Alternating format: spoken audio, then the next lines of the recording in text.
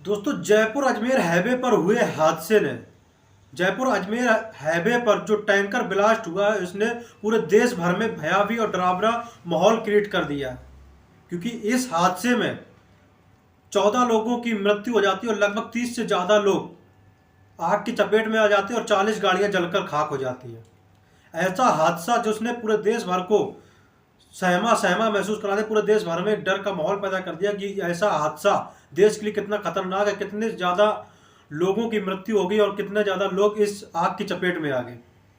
क्योंकि कई सारे लोग ऐसे थे जो इस हादसे के शिकार हुए, जिसमें से वो अपने घर के इकलौते कमाने वाले थे, अपने घर परिवार को चलाने वाले थे। और जब वो व्यक्ति उस आग की चपेट में आकर जिनकी मृत्यु हो गई, और जो लगभग 30 से ज़्यादा व्यक्ति थे जो आग में झुलस गए थे और लगभग जलते हुए शरीर के साथ 2.5 किलोमीटर तक दौड़कर अपनी जान बचाने के लिए कोई गांव की तरफ भाग रहा था तो कोई खेतों की तरफ भाग रहा था। लेकिन वहां पर उनकी मदद करने के लिए कई किसानों ने और उनके गांव के रहने वाले आसपास के लोगों ने उनको हॉस्पिटल तक पहुंचाया, उनकी मदद करी ताकि उनकी जान बचाई जा सकती है। लेकिन सबसे ज़्यादा डरावनी बात यह थी, आखिरकार ये हादसा हुआ तो हुआ कैसे। तो सबसे पहले आप लोगों को बताने के लिए ये हादसा कैसे हुआ, तो आप लोग स्क्रीन पर देख रहे 3D टेक्नोलॉजी के द्वारा आप लोगों को समझाते कि आखिरकार ये हादसा कैसे हुआ। तो जैसा कि आप लोग देख रहे हैं, जयपुर अजमेर हाईवे पर एक एलपीजी गैस से भरा हुआ ट्रक जयपुर अजमेर हाईवे पर, जिसके सामने की ओर एक पेट्रोल पंप था और बगल में एक दिल्ली पब्लिक स्कूल था, वहां पर एक यूटर्न बना हुआ था। जो एलपीजी गैस से भरा हुआ टैंकर था वो यूटर्न ले रहा था और सामने से आता हुआ तेज रफ्तार में ट्रक उस एलपीजी गैस से भरे हुए टैंकर को टक्कर मार देता है।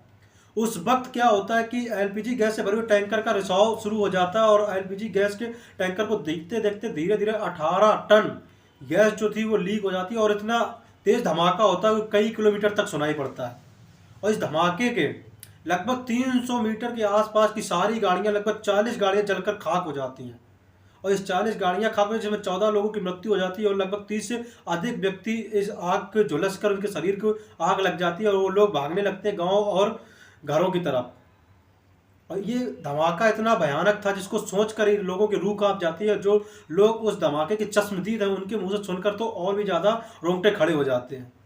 जो व्यक्ति उस टैंकर के पास से गुजर रहा था बाइक लेकर, वो हेलमेट लगाए हुआ था, वो हेलमेट जलकर उसकी आंखों में चपक जाता है। और न केवल उसकी आंखों में चपक जाता बल्कि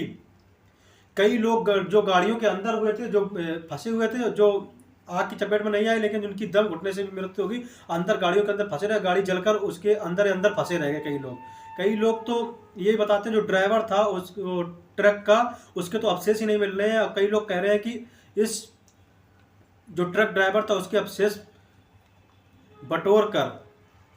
जो अवशेष था उनकी आशंका के तौर पर उसके घर वालों को सौंपे गए। वैसे आप लोगों को क्या राय है, ऐसे हादसों को रोकने के लिए सरकार को क्या करना चाहिए, क्या उपाय देने चाहिए, क्या सरकार को कदम उठाने चाहिए? आप लोगों की क्या राय है ऐसे हादसों को रोकने के लिए, क्योंकि भारत देश में ऐसे हादसे ना हो, इसके लिए आप लोग की क्या राय है कमेंट में जरूर बताएं।